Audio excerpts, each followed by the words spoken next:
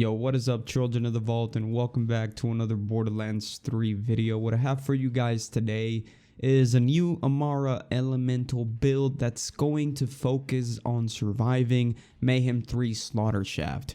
Now, this is going to sacrifice a little bit of DPS so we can put some points into the green tree and survive a little bit more. Also, so we can get this corrosive damage added to our elemental damage. So before we get into it, I would appreciate it if you guys can drop a like on this video and subscribe if you want to see more Borderlands content. These videos do take a while to make since we do a lot of testing, so I would really appreciate some feedback as well.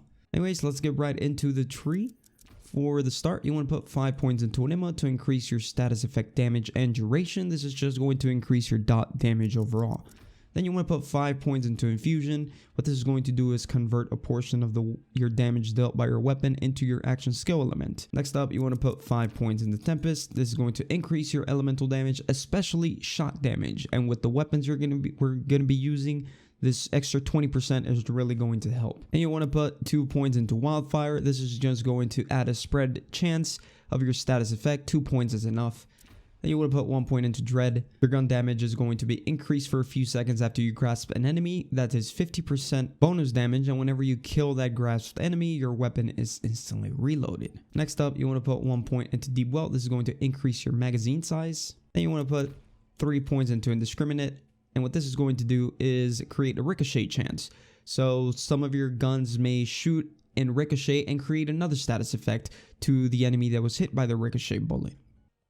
Next up, you want to put 3 points into Sustainment. This is going to help you survive. This is going to be one of the things you need to survive Slaughtershaft Mayhem 3 True Raw Hunter mode. So make sure you put 3 points in here. If you want to put 5, then you can take off these 2, but I wouldn't. If you really want to run a true elemental build, you got to take something like Wildfire. This is just going to spread your status effects, and basically if you're mobbing, all the enemies around you are going to have status effect on them.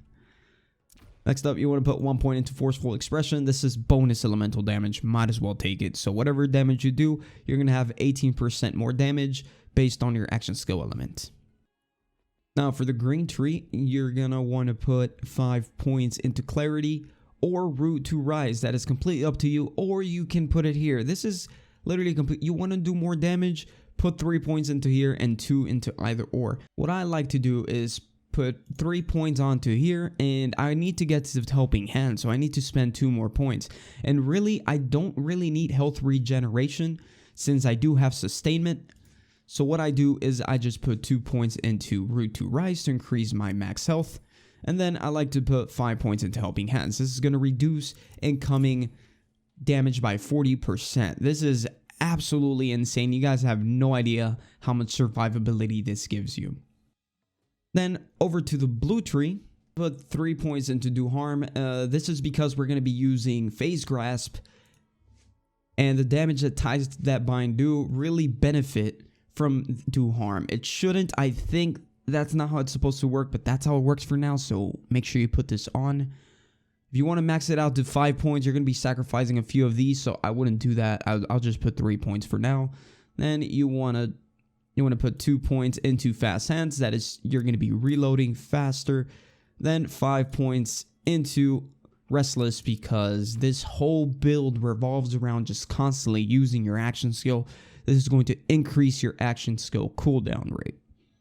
And you want to put 1 point into Ascendant. Finally, your final point, you want to have this bonus, go for it. This is going to increase your status effect chance. In my opinion, though, you already put out a lot of status effects, so I wouldn't necessarily go for that. The only reason why I would go for that is because every time you create a status effect, a rush stack is created, and rush stacks are extremely important, especially with the class mod that we're using. So that's why I will put a point right here, because that is a good bonus to have.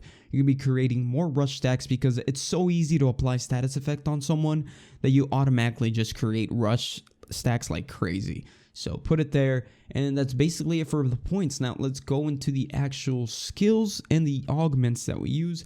I like to use Ties That Bind. This is a no-brainer for mobbing. Every time you use this, you phase grasp an enemy, and then you see these links. And those links are shared damage. You shared 35% of damage dealt to enemies that are binded. So essentially, you get to damage a lot of enemies at the same time. Now for the action skill element, I like to take corrosive, since we're already going to be doing incendiary and shock damage with our weapons themselves. And for our augment, you want to take stillness of mind. Reason being is because when you activate ties that bind, all those enemies that are linked are also affected by stillness of mind, and they cannot move. So while you're focused on the main target that you grasped with ties that bind, the other enemies are going to be held in place by stillness of mind, and they will not hit you. And according to this skill, whenever an enemy that is affected by stillness of mind is damaged, they automatically get out of stillness of mind. But since you're not doing direct damage and the damage is being done by ties that bind, those enemies remain affected by stillness of mind. Therefore, you won't get damaged at all until ties that bind runs over. So this is actually a very good skill, and a very good way to use it, put it to test, is whenever you see a lot of enemies and you see a badass in the middle, a zealot just rocketing you, use ties that bind on that target, on the zealot, and all the minions or all the little guys are just going to be held in place. He can focus that big guy, the badass one with the most health. And believe me, before you kill this guy, everyone around him is already dead, thanks to the shared damage of 35%. So this is definitely the best skill to have for mobbing.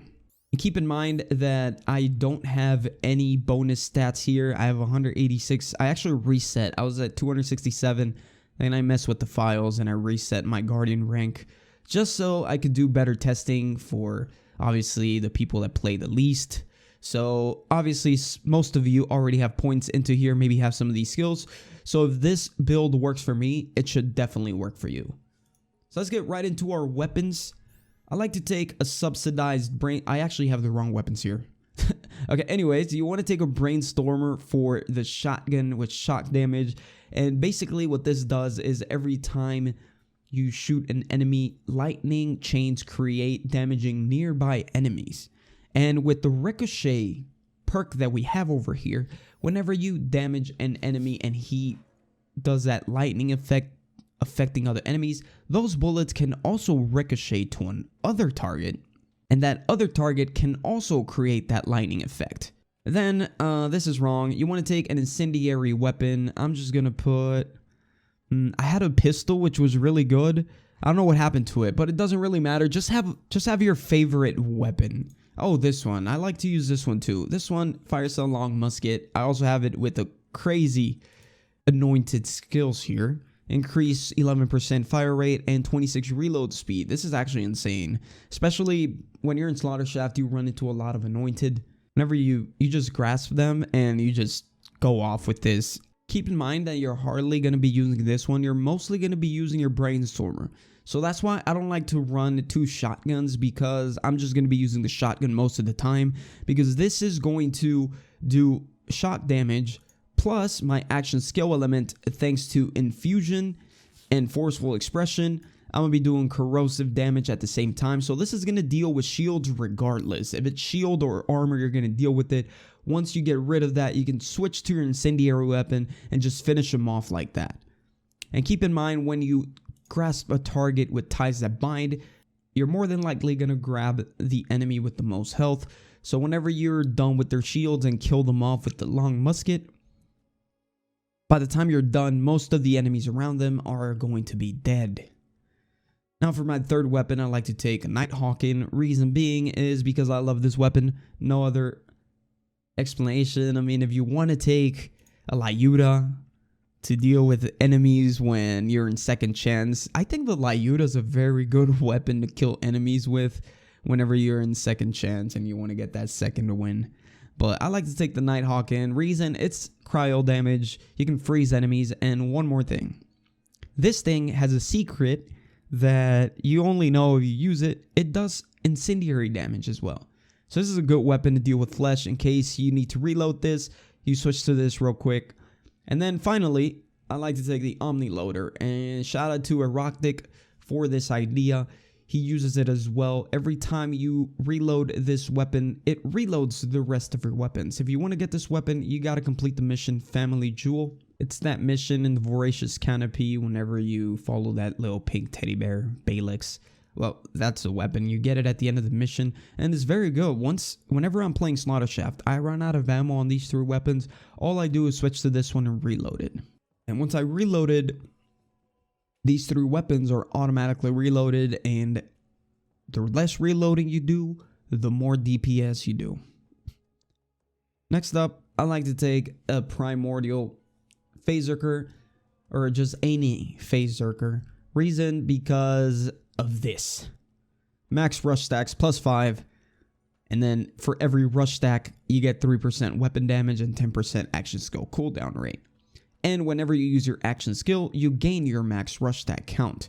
So basically, you're going to be having max rush stacks every time, forever, because you already have things like Restless. So your action skill is going to be used very often, and in turn, you'll always have those 15 rush stacks, because you got 10 from the blue tree +5, that is 15 rush stacks. Times 3, that's going to be plus 45% weapon damage most of the time, or at least as soon as you use Ties That Bind. For the first few seconds, you're going to be doing 45% more damage to that grasp target. And then that it doesn't end there. Check this out. You also got this one. Not only 45% more damage to that grasp target, you're also going to be doing 15% more, so that's 60% more damage to that grasp target.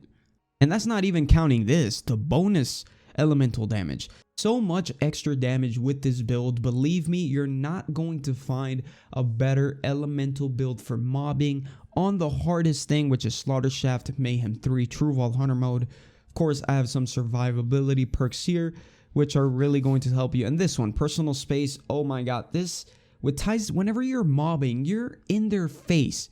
This is going to give you 36% more damage. This build is insane. I'm telling you guys, you're going to be destroying everything. And you're going to have good survivability thanks to this perk right here, Helping Hands, 40% damage reduction. And then finally, for our shields, we're going to be using a transformer. Again, this isn't the best thing anymore. It used to be. But now we got these buffs on that drop like 60% that you could pick up. There's better shields out there. This one is good though. Sometimes you get lucky in Slaughtershaft and there's a lot of enemies with shock damage, and the zealots, if they start shooting you with shock damage launchers, you'll be okay. You're not gonna die. You can also see barrels that are sometimes shock damage barrels. Just shoot them and you'll regen your shield. But again, there's better shields out there. I think the community still needs to do a lot of testing with the shields to see if the ones that got a buff are better than the transformer or other shields. But for now, I'm using this one. And for the grenade, I actually have the wrong one. I like to use the Merv Hex. Reason is I just like to destroy shields with this. Sometimes in Slaughtershaft especially, enemies spawn everywhere. Sometimes they're really far back. You want to deal with the enemies in front of you with this shock damage weapon, but not the ones that are pretty far away are not going to get affected by Ties That Bind. So you want to throw a grenade over there just to deal with them while you're dealing with the rest of the enemies with the Brainstormer. And finally, for the artifact, I have an elemental projector loaded. Dies. This is obviously, I just use it to get better stuff, and I die quickly because I have very little health.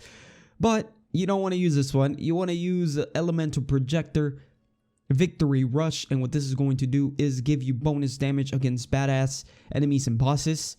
So elemental projector Victory Rush, look out for that one. I used to have one, but since I only focus this game on, since I'm already done with everything, let's be honest, I've already done the Slaughtershaft, Mayhem 3, all those stuff.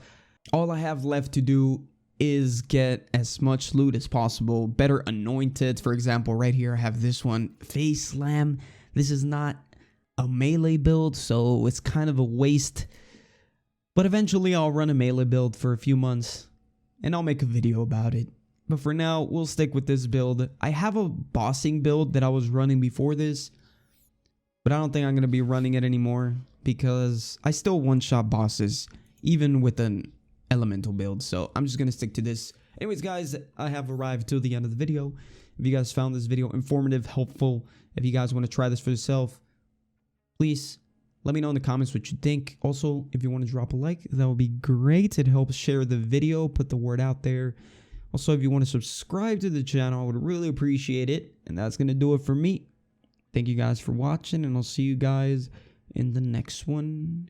Oh, by the way, if you guys want to see gameplay of this, let me know. I haven't recorded gameplay of it. So if you want to see gameplay, Slaughter Mayhem 3, that is. I'm not going to show you no weird gameplay on some map. I'm going to show you the real thing. Slaughtershaft, put it to work. If you guys want to see that, let me know in the comments and drop a like. You know what? If this video reaches 100 likes, I'll release that gameplay. But anyways, guys, I'll see you on the next one. Peace out.